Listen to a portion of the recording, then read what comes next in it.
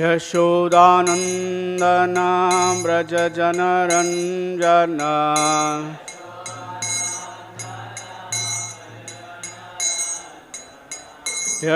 यशोदानन्दना व्रजजनरञ्जना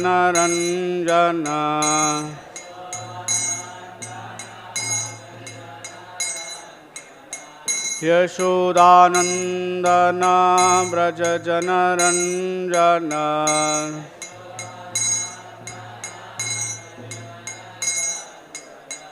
यशोदानन्दना व्रजजनरञ्जना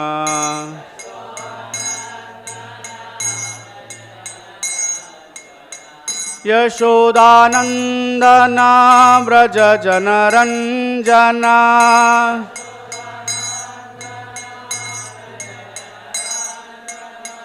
यशोदानन्दना व्रजजनरञ्जना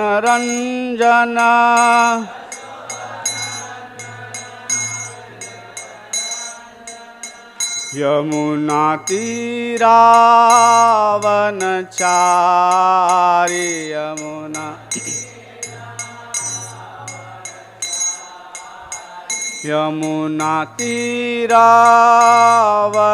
यमुनातीरावनचारि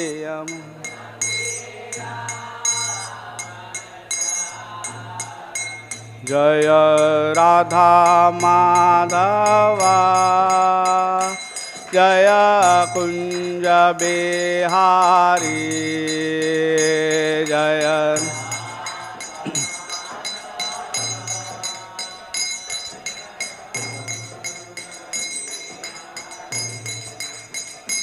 जय राधा माधवा जय कुंज बिहारी जय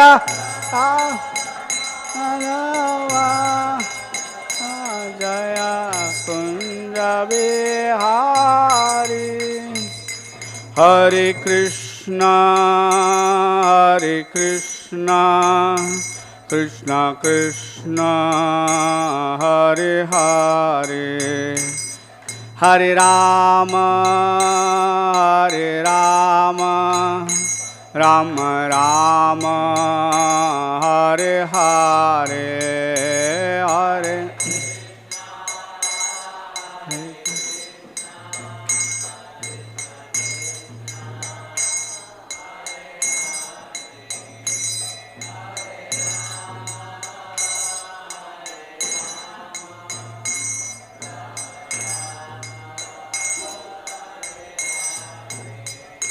जय राधा माधव अष्ट सखी जय राधा माधव अष्ट सखी जय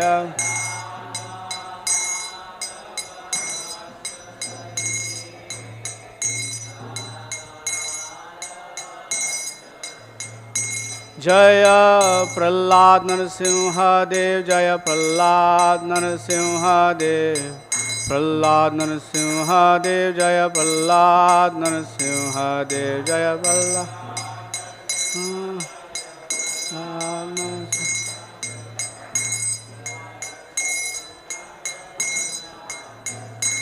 जय पंचतत्व जय पंचतत्व जय पंचतत्व जय पंचतत्व जय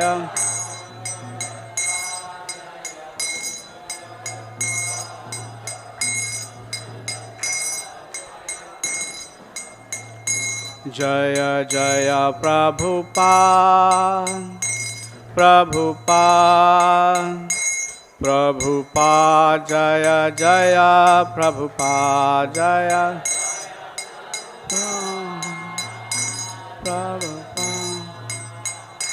प्रभुपाद जय जय प्रभुपाद हरे Krishna Krishna Krishna Hare Hare Hare Ram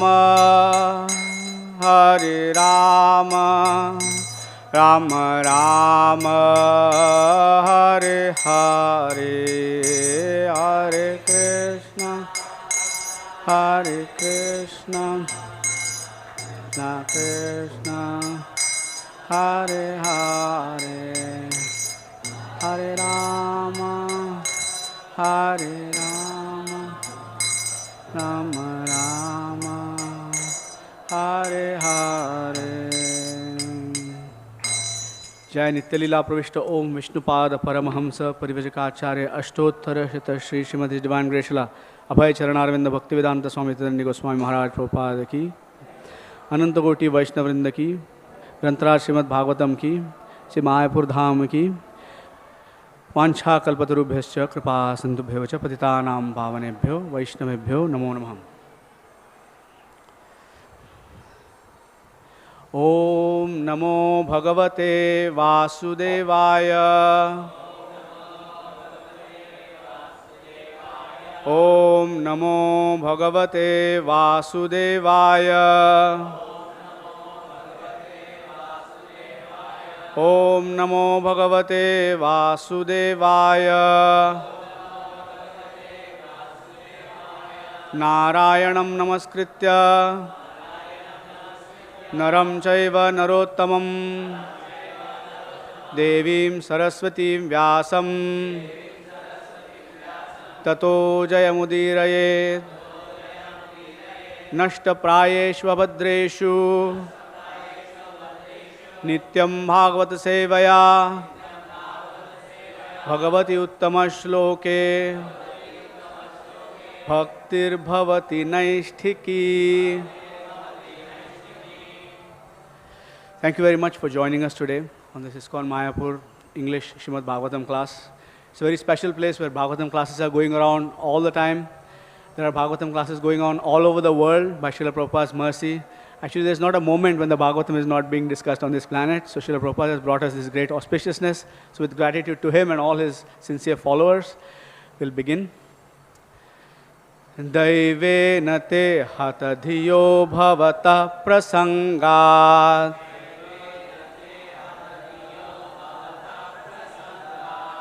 sarvāśubhopaśamanād vimukhendriyā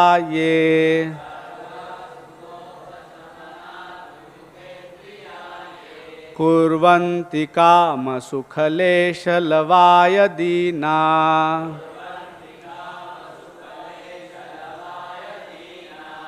lobha-abhibhūta-manaso akuśalāni śaśvat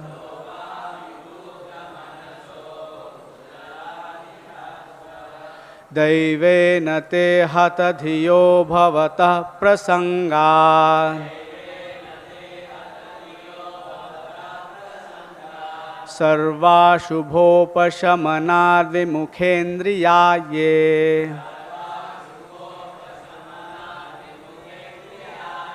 kurvanti kāma-sukha-leśa-lavāya dīnā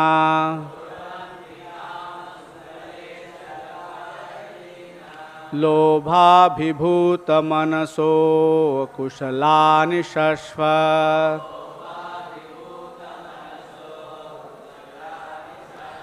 daivena te hata-dhiyo bhavataḥ prasaṅgāt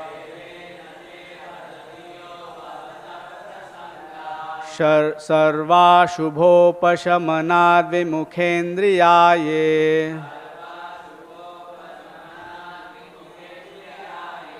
kurvanti kāma-sukha-leśa-lavāya dīnā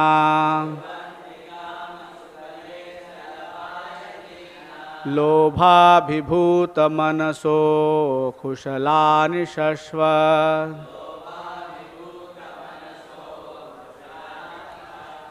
Please chant, Prabhus.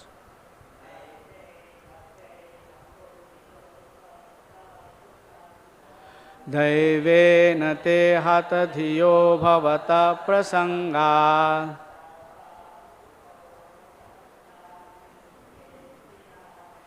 sarvāśubhopaśamanād vimukhendriyā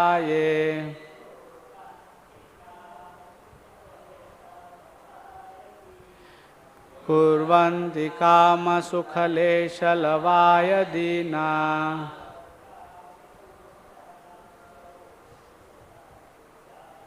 lobha-abhibhūta-manaso kuśalāni śaśvat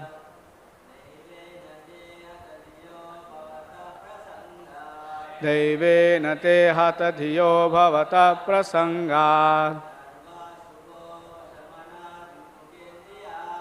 sarvāśubhopaśamanād vimukhendriyāye kurvanti kāma-sukha-leśa-lavāya dīnā lobha-abhibhūta-manaso kuśalāni śaśvat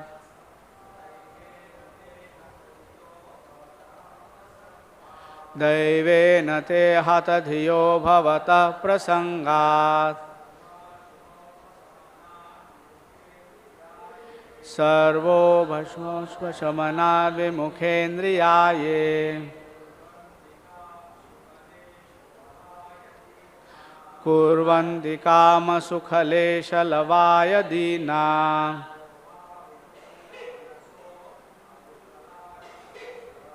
lobha-abhibhūta-manaso kuśalāni śaśvat. Vaishnavis, please chant.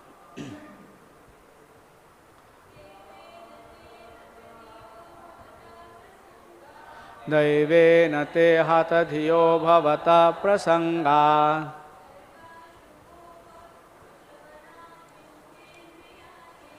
sarvāśubhopaśamanād vimukhendriyāye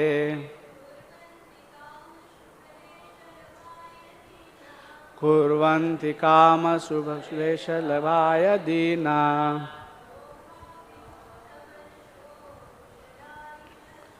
lobha-abhibhūta-manaso kuśalāni śaśvat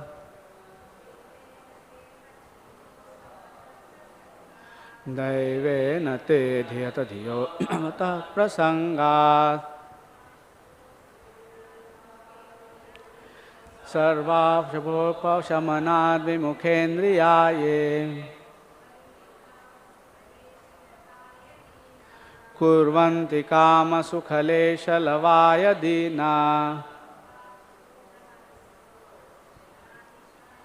lobha-abhibhūta-manaso kuśalāni śaśvat daivena by fate of misfortune they hata-dhiyaḥ bereft of memory bhavataḥ of you prasaṅgāt from the topics sarva all aśubha inauspiciousness upaśamanāt curbing down vimukha turned against indriyāḥ senses ye those kurvanti act kāma sense gratification sukha happiness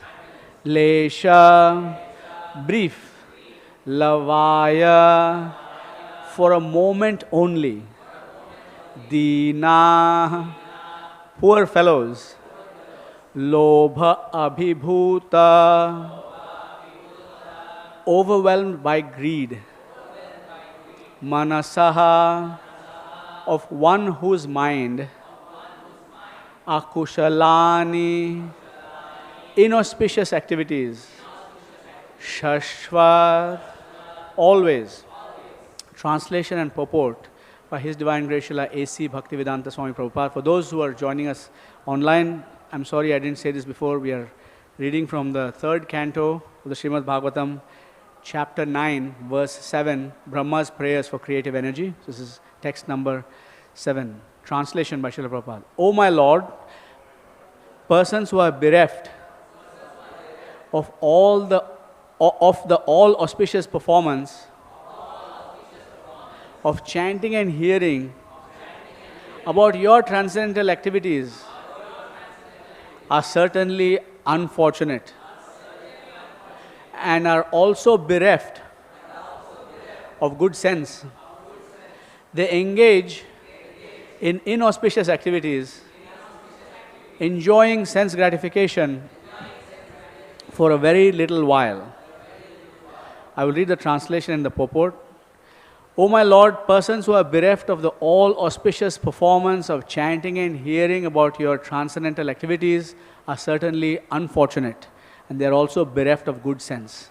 They engage in inauspicious activities, enjoying sense gratification for a very little while. Purport by Srila Prabhupada. Srila Prabhupada ki jai. The next question is why people are against such auspicious activities as chanting and hearing the glories and pastimes of the Lord, which can bring total freedom from the cares and anxieties of material existence. The only answer to this question is that they are unfortunate because of supernatural control due to their offensive activities performed simply for the sake of sense gratification. The Lord's pure devotees, however, take compassion upon such unfortunate persons and, in a missionary spirit, try to persuade them into the line of devotional service. Only by the grace of pure devotees can such unfortunate men be elevated to the position of transcendental service. Om Ajnanatimirandhasya Jnananjanashalakaya Chakshurunmilitam Mena Tasmai Shri Gurave Namaha. I was born in the darkness of ignorance. My spiritual master opened my eyes with the torchlight of knowledge. I offer my respectful obeisance at the lotus feet of my spiritual master.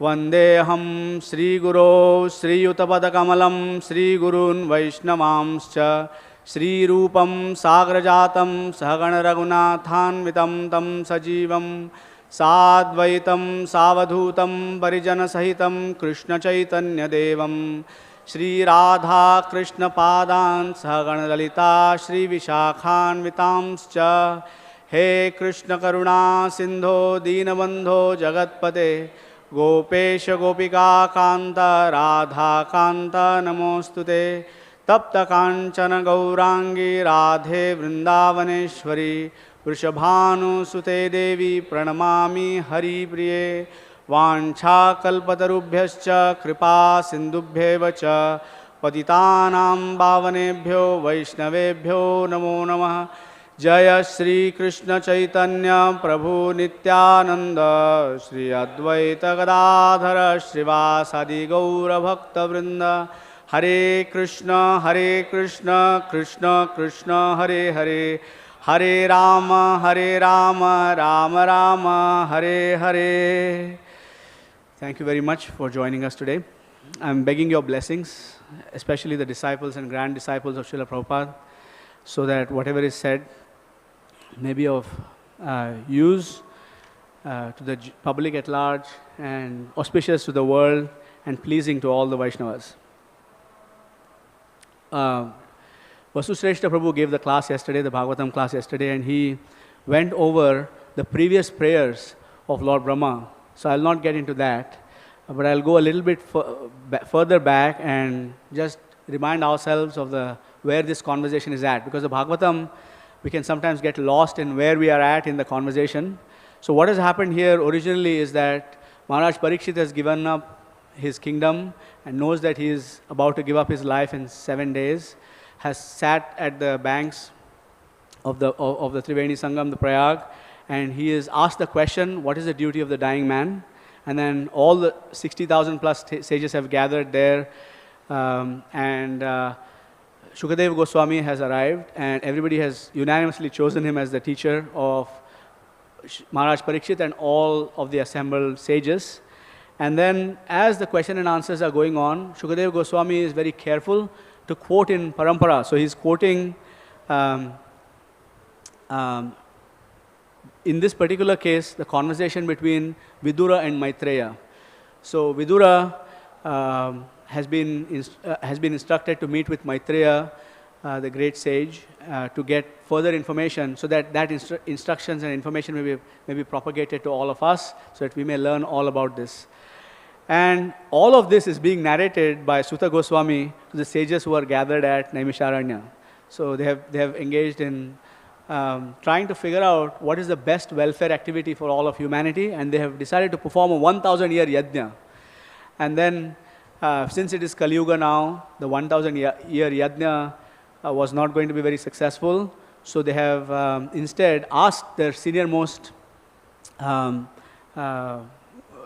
person there, senior-most in devotion, Suta Goswami. Interestingly, Suta Goswami, even though he was not born in a Brahmana family, has been chosen by the assembly of sages to represent the words of Sri Krishna and speak the Bhagavatam to them. And in this particular chapter, Lord Brahma has meditated on his lotus, because he has heard the, as Vasu Shrestha Prabhu has told us yesterday, he has heard the two syllables ta, pa, and he has engaged in severe austerities on his lotus.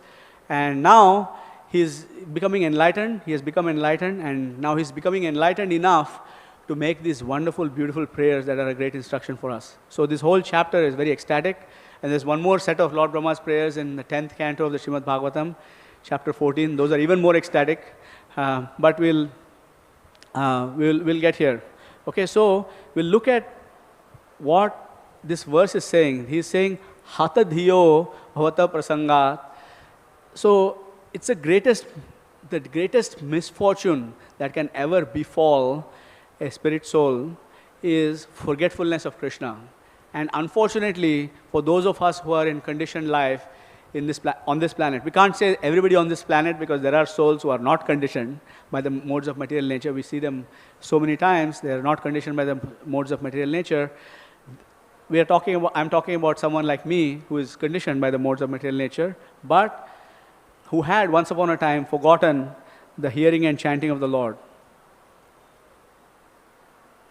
And when that auspicious sound vibration is absent, then there is only sense gratification left, because there is nothing else. There are only two energies in the world. One is the spiritual energy and one is the material energy. And because we are tatastha, because we are middle, we can't remain independent of either energy, because we are overwhelmed by one energy or the other energy. So we can get overwhelmed, get wet with material energy, or we can get wet with the nectar of Krishna consciousness. There's only two choices. There's no gray, there's no shades of gray in this particular matter.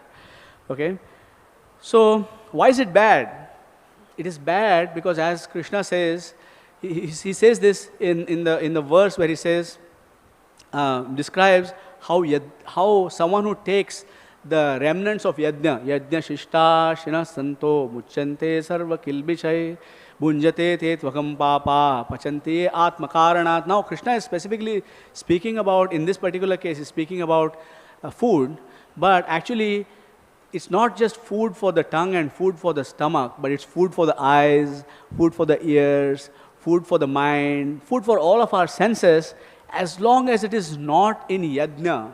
And yajna means, the word yajna means Krishna, Lord Vishnu, Krishna who is the original Vishnu, yajna Purusha. So unless it is in service, unless it has been originally offered to Lord Krishna, offered to Lord Vishnu before, that only serves to bind us. Krishna says, Pachantiye atmakaranat, bhunjate tvagam papa. It's very sinful because, in short, it's whose account are you acting on? Like, sometimes devotees in the temple might have a tab with the local temple, right? They can get whatever they need, and it's added to a tab, and then the temple basically pays for it, right? Similarly, employees of a big company, when they are on travel, when they are on business travel, all the travel expenses are paid for by the company, right? They can take a taxi, they can get, in my case, groceries. The company pays for groceries because we cannot eat outside, and so on. All of these things are paid for by the company when you're working, when you're traveling on behalf of the company. So similarly, when we take yajna shishtashinaha, whatever is remnants of yajna, then it is Krishna's tab, it's Krishna's account. We are on Krishna's account. But as long as we are not taking something that is on Krishna's account, then it's on our account. And whereas Krishna is ultimately super powerful and no karma lipyante, never karma attacks Sri Krishna, when we act on our own account, when I act for my own gratification, then I'm implicated, because every living entity is a soul, is a spirit soul, and I kill at the grain of rice, I have to pay for it. I step on a blade of grass, I pay for it, except when I'm walking to the temple, because I'm walking on Krishna's account, right? So Prahlad Maharaj says that people are doing this kind of sense gratification. people are thinking that they will be happy by sense gratification, he describes their symptom as mriga-trishni rupa. So mriga means animal. In this particular case, could be a deer or some other animal that is in the forest. Mriga-trishni. Trishni means thirst. Trishni. Trishna. Thirst. Okay, this word is very similar even in English. Mriga-trishni rupa means a thirsty animal which is running, trying to find water in the desert, sees something in the distance that looks like water, and it runs and runs and runs and runs and runs towards this.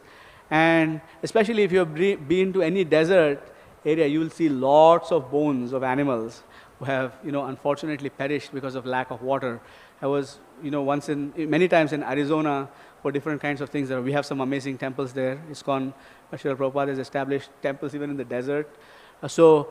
But when we go out of the city and we see, we go out in the nature, you see bones of animals. So this Mriga-trishni rupa is a very real thing that happens in the desert. So the animals run and run, but we all know that it's a mirage. Sometimes if we are thirsty enough and we are tired enough, we might even get stuck in that. So the living entity is actually stuck in this. Right? And Prahlad Maharaj, he says, look, he's a pure devotee, he's Mahabhagavat, one of the 12 Mahajans, right, who have been quoted in the Bhagavatam. He has nothing to worry about all of this. He has no problems in life. He's a personal associate of Lord Narasimha. Right? He's standing in front of Lord Narasimha eternally.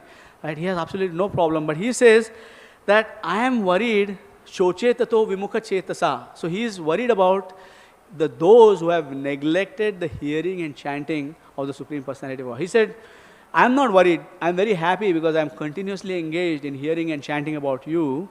And this Prahlad Maharaj's mood is the one that is embodied by all of our acharyas and all of our spiritual masters who are taking great difficulties. Even not just the acharyas, but even the devotees who are out trying to distribute books to all of the tourists who have come to Mayapur Dham. Actually, it's less obvious in Mayapur because we are protected in the energy of Sri Chaitanya Mahaprabhu. But the moment we step out of the range of Nadia and we start experiencing, I was coming here, we came to Kolkata airport, and then we took an ISKCON vehicle picked us up, which was very fortunate because we were sheltered inside there. But I could see that coming from Kolkata to here, the only thing that was lit up, bright, was the bars and the slaughterhouses, the restaurants that were selling meat. Everything else was dark. So my uncle, who was traveling with us, remarked that these people, whatever they earn, they just basically go and spend it there. Right? So hata-dhiyo, they are actually completely bereft of all good fortune. So Prahlad Maharaj rejected all benedictions for material happiness which are offered by Lord Narasimhadev. Now Lord Narasimhadev is not, he's very highly intelligent. Narasimhadev knows that Prahlad Maharaj is not interested in these kinds of benedictions. So he's giving him the benediction just to show how a pure devotee reacts to material benediction. So that's what Prahlad Maharaj is saying. And in this particular verse, so if you look at this particular verse, we are the Sankirtan movement, right? Somebody thinks, what are you doing hearing and chanting on the streets like madmen? Even in Chaitanya Mahaprabhu's, my son was watching a puppet show where people were, made by Bhurijan Prabhu way back in the early days, in the 1980s. It's amazing. And the Smartha Brahmanas are complaining to Chand Kazi about the Sankirtan movement of Nimai Pandit. And they are saying, it is, the words that are being used was, this is sinful. You cannot chant the names of the Lord aloud. This is sinful, right? So this is mode of ignorance. That's how it works. But what I want to say in this particular verse, even though Lord Brahma apparently is speaking a negative verse, right? Daivena hata-dhiyo bhavataḥ prasaṅgāt sarvāśubhopaśamanād vimukhendriyā. Right? He's actually in this verse, and purport, Srila Prabhupada makes it very obvious and clear that Lord Brahma is actually recommending and pushing forward the Sankirtan movement. So Lord Brahma is a Sampradaya Acharya, we are the Brahma Madhva Gaudiya Sampradaya. So Lord Brahma himself is recommending the Sankirtan movement way back, whenever he prayed at the beginning of creation. So Sankirtan movement, we say Kali Kale Nama Rupe Krishna Avatar, we say, we quote all these verses and say in the Kali Yuga, there is no other way, no other way, no other way. We say all of these verses, but the fact is that for all times, all places and all circumstances and all yugas, the Sankirtan mission is the highest one. In fact, the other yuga dharmas are given to us actually as concessions in case somebody is not interested in chanting the holy name of the Lord. But because even in those ages, like we hear Valmiki, we hear so many other sages, what were they doing? They were actually sitting and chanting the holy names of the Lord, right? Even though they were doing it for 60,000 years and so on. So we'll look at, our Sampradaya Acharya is preaching the Sankirtan movement. So there is no, sometimes people say, Chaitanya Mahaprabhu introduced the chanting of Hare Krishna. Yes, he popularized it, but he's following our Sampradaya Acharya. Because Chaitanya Mahaprabhu has no need to invent something else, because Lord Brahma is his servant, and he has exactly spoken as he wants him to speak. Okay, so we'll just look at this, the words of this verse a little bit. If you look at the phrase aśubha, upaśamanāt, vimukhendriyā, so they have rejected auspiciousness. Aśubha. So it's a little bit of it's a negation of a negation here. Upaśamanāt, aśubha, vimukha. So whatever was inauspicious, which removes, has been rejected by all of the general people. So we have to we realize that sometimes we might feel my spiritual master goes out on the street and he stops people on the street, for example, and he says, "You say Hare Krishna." And when I was new in devotional service, I would be like, "Oh, he's being impolite," right? No, actually, he's removing. All of our acharyas are like that, actually. Say Hare Krishna right now. No, say Hare Krishna. Hare Krishna. And these people, they cannot even say Hare Krishna. They say Hare Krishna sometimes. But they say, no, not ma, na, say Hare Krishna. And they teach like this. They are actually trying to remove that inauspiciousness. They are trying to start the spiritual journey of that soul. And then in vimukha indriyate kurvanti kāma-sukha. So they are engaged in material sense gratification. Why is that? Because they are lobha-abhibhūta-manaso. And they are overcome by greed. The greed is actually some sort of a misunderstanding.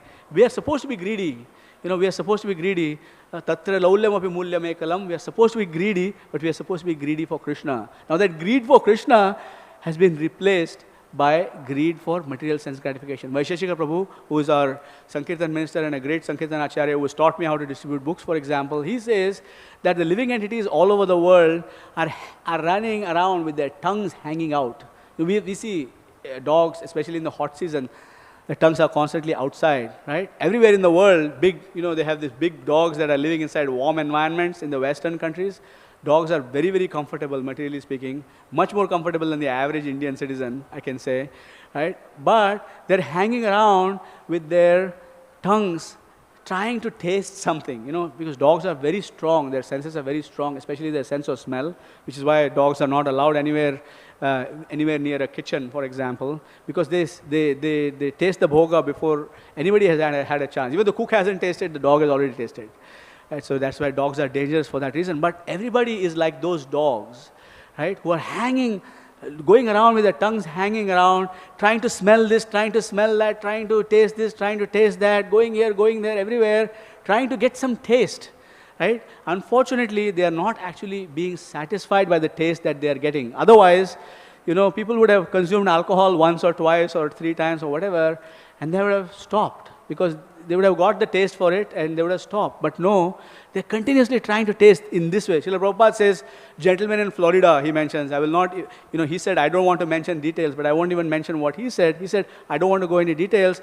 They spend 50,000 rupees, $50,000, right, to organize certain kinds of events. Right? And this was in the 70s that they were spending $50,000, right? We could construct a whole temple building in $50,000 in India, right? No problem. But they're spending this just to enjoy the same material sense gratification in this way, in that way, in this particular way, in that particular way, because they are not getting the taste. And we see, especially in the West, this is getting worse and worse, where people are actually dying of drug overdoses. That's because what happens is they take the gateway drug, which is alcohol, then they take the next one, and the next one, and the next one, and they start combining drugs just to get, something more, because what once has been experienced before cannot be experienced again by taking the same thing. So they actually have to go higher, higher, higher. So we see great fellows, like all big actors, musicians, like many, many people who have lost their lives to drug overdoses. We think that they might be potentially happy with all of their sense gratification, but they are not. Actually, there is no happiness in that. right? So that's what Lord Brahma is instructing us, right? So, okay, here's the problem definition. In this particular verse, Lord Brahma has given the problem definition. They don't listen to this, they don't do that, this is inauspicious, etc.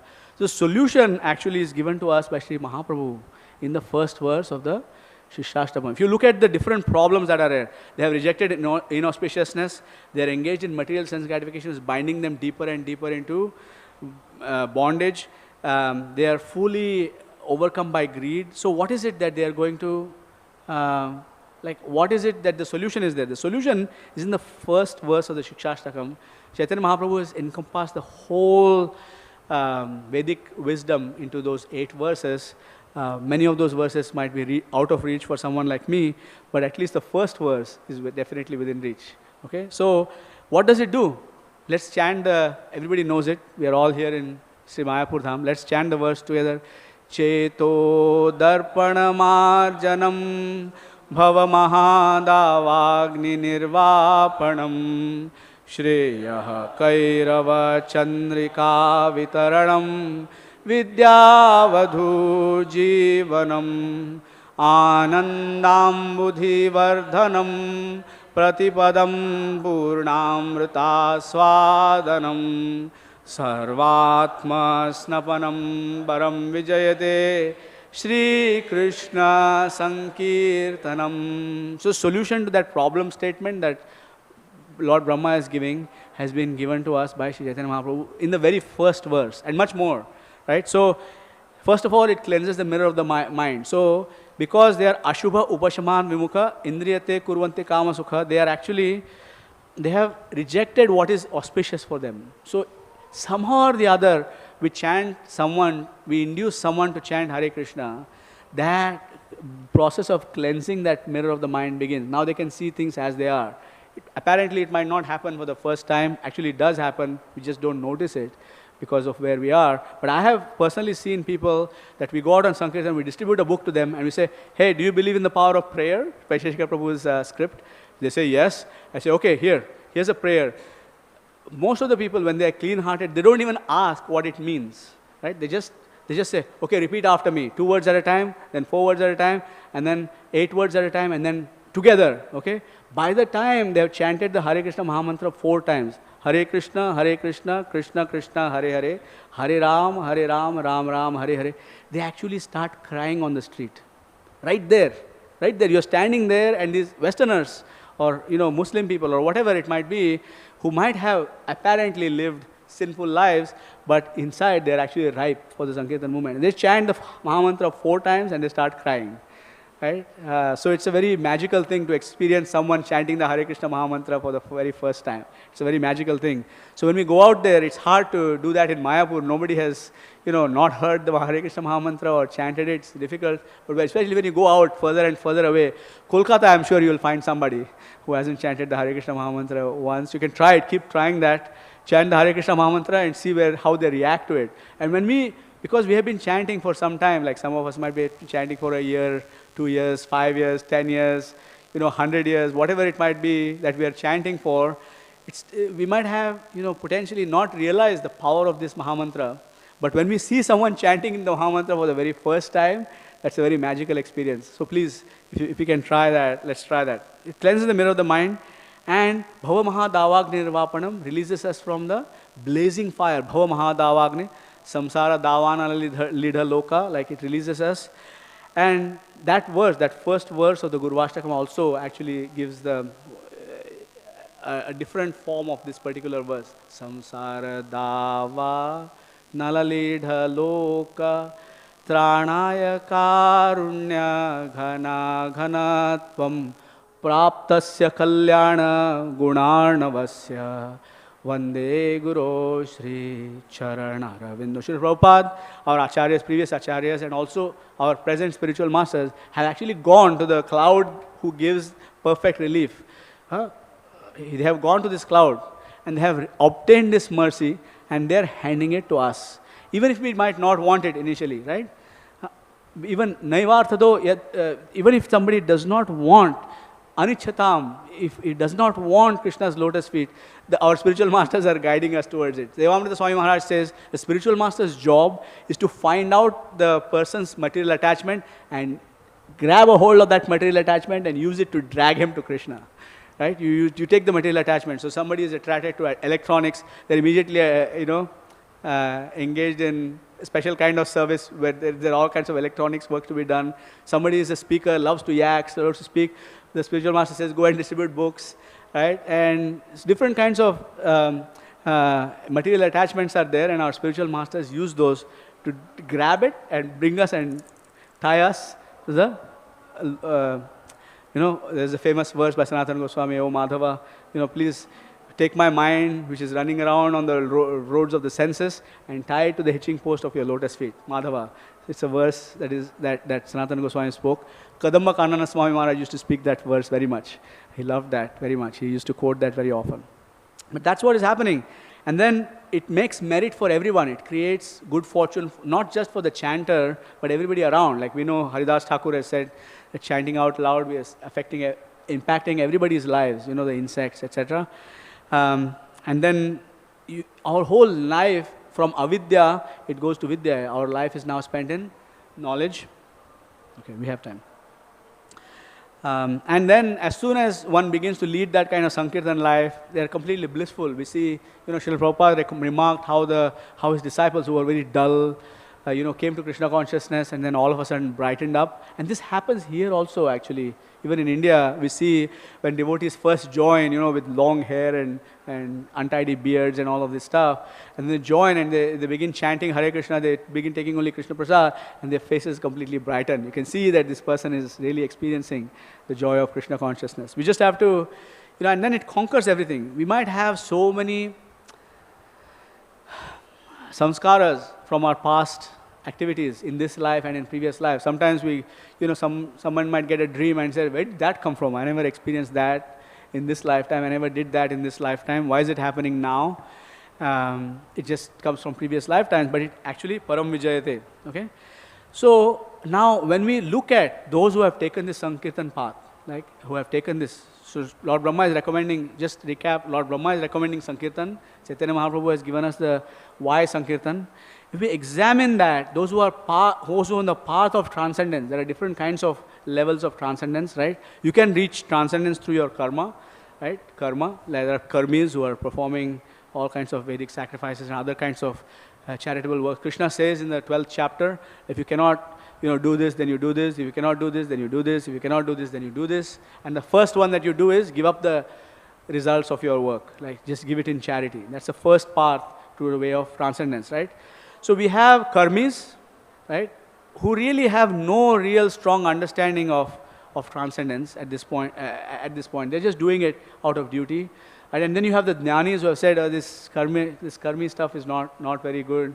So I'm going to get some philosophical understanding. I'm going to take a knife and I'm going to say, this is transcendental and this is not. Neti, na iti, neti, neti, and so on. But the jnanis actually have only a very hazy idea of transcendence. They don't have a clear idea because their idea of transcendence is Brahman, the light. There's nothing beyond the light.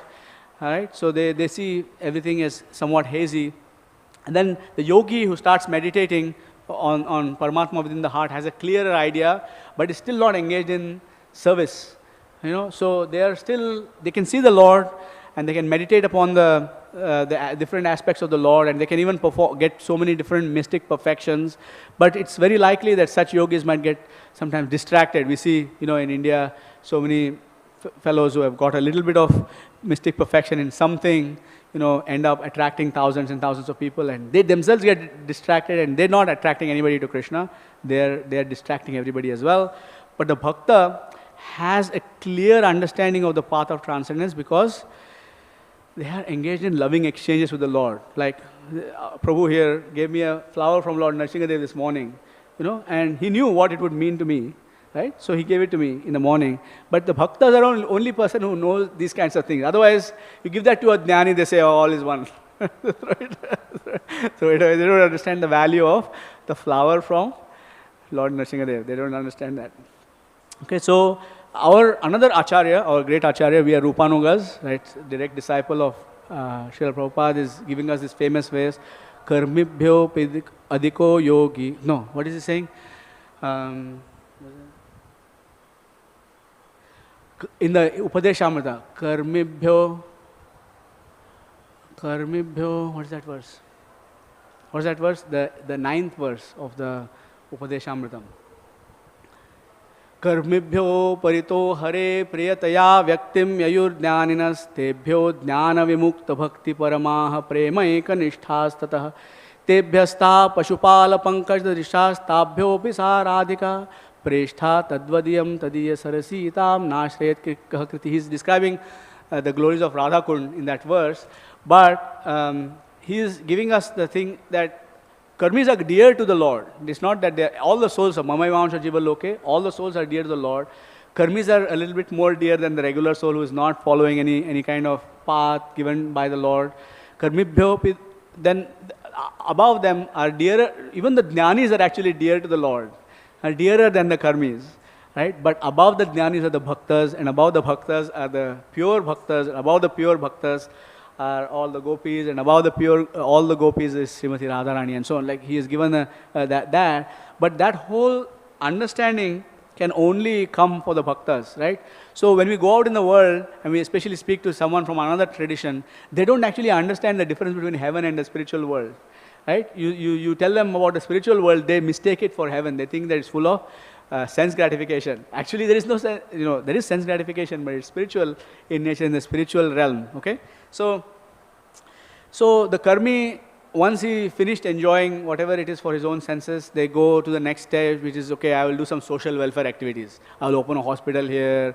I will open a school there. I will put my name on this particular building. I will make a road. I'll create a tank. I will, sponsor education. I will feed people, so and so, trust. I will create all of this because they are one step higher than the people who are engaged in sense gratification. And but they still get trapped. They will put their family name or their own name on top of the thing and say, I am the person who donated this particular thing. And Radheshyam Prabhu was giving a class a few days ago in Hyderabad, and he was saying, even if it lasts for a long time, Pralaya is not very far away, right? Kali Yuga will end in 427,000 years, and then there will be a small mini Pralaya, and then it won't last very long. In the context of eternity, it's not very helpful for us to try and preserve our legacy, our name, and these kinds of things. It's a waste of time. So, which is our acharyas.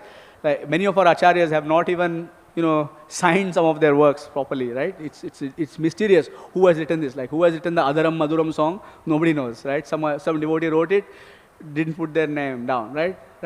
And the person who has created who written the Jaya Radhe, Jaya Krishna, Jaya Vrindavan. Who is this Krishnadas? Does anybody know about who is this Krishnadas?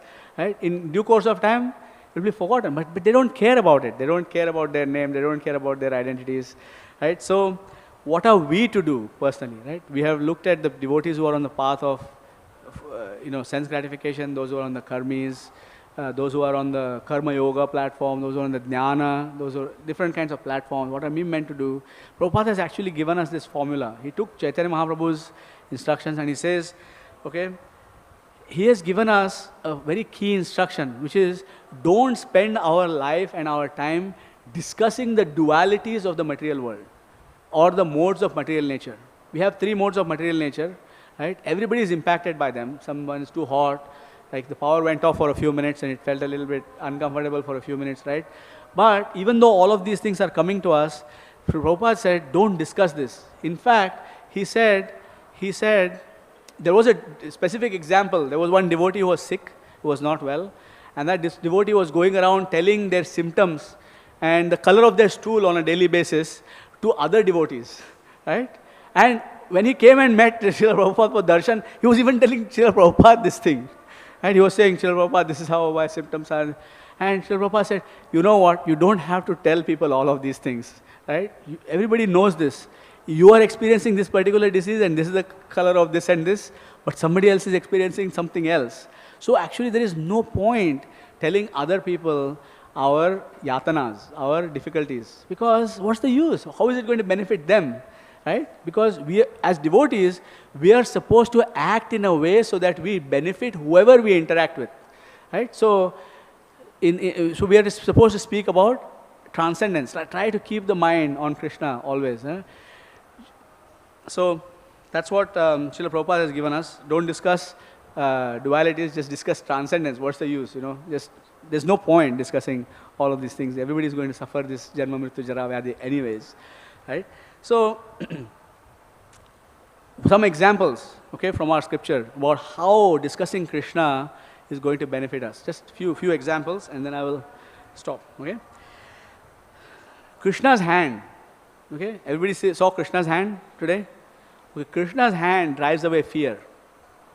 So, if somebody is fearful, just carefully look at Krishna's hand and drives away fear, okay?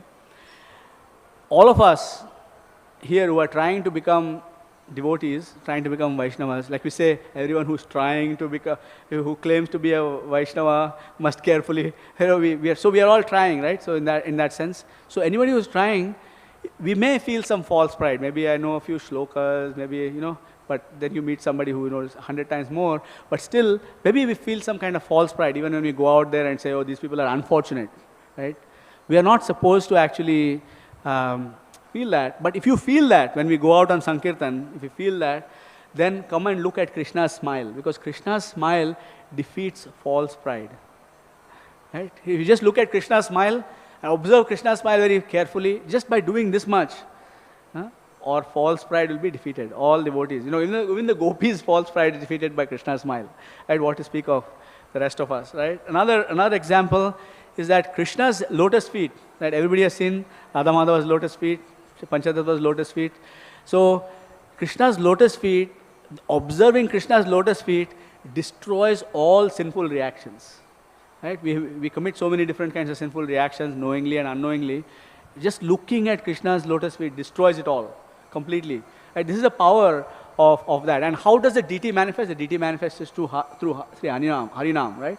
A spiritual master comes, they chant, and through their sound vibration, they invite the deity, and then the deity appears, right? First, wherever we start a Namahatta center, do Gaurita immediately appear? No, there's a center, there's nobody, like 4 hours, some people start chanting Harinam, the devotees start chanting Harinam, and then gradually Gaurita appear, and then the Namahatta grows into a temple, and then Radha Krishna also appear, right? So, so these things, this is how it comes. So, Krishna's lotus feet actually allows everybody who sees the lotus feet to destroy all the sinful reactions.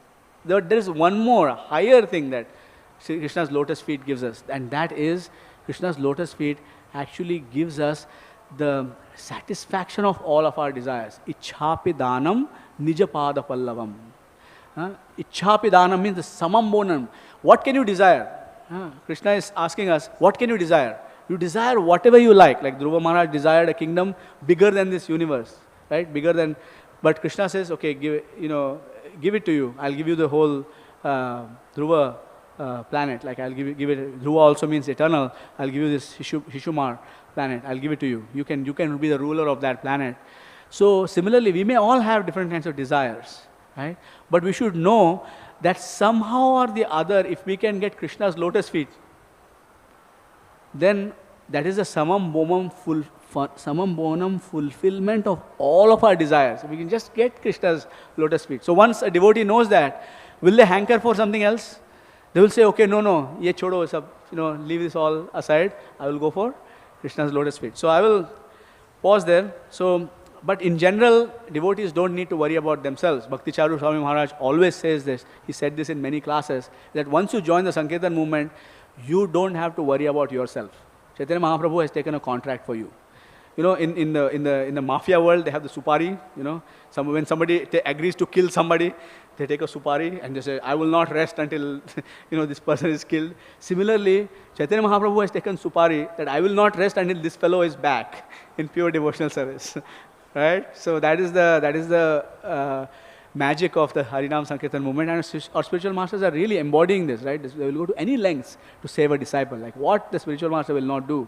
On my initiation day, my spiritual master told me the story of Bilvamangal Thakur and his spiritual master, and he says, please, don't make me come back as your girlfriend. It's very uncomfortable for a spiritual master to come back as his disciple's girlfriend. But, he says, but if it has to be done, it will be done. Just as Bilvamangal Thakur's spiritual master came for him as Chintamani, similarly, our acharyas also will come. But why should we put them in that awkward situation, you know? Let's not do that. So we don't have to worry about ourselves. Okay, we have to we see everybody with the kind of compassion that our acharyas see us.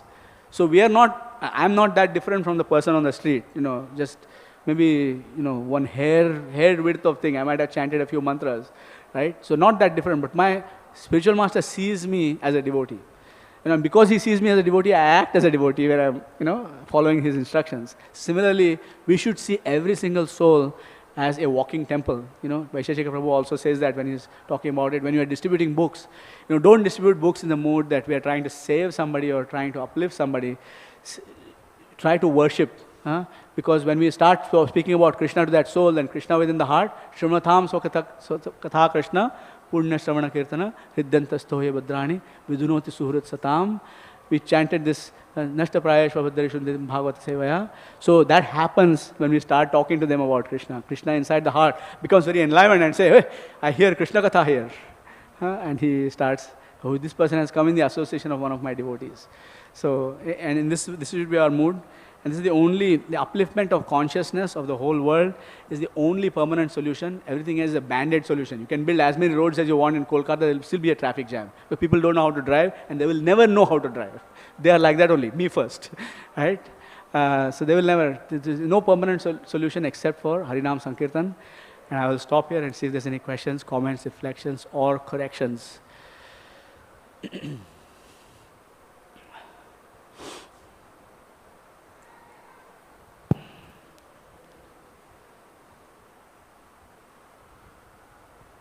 No? You have anything? Grantaraj Srimad Bhagavatam ki jai. Srila Prabhupada ki jai. Vancha kalpatarubhyascha kripa sindhubhyo patitanam pavanebhyo vaishnavebhyo namo namo anantakoti vaishnavindagi jai. Thank you very much.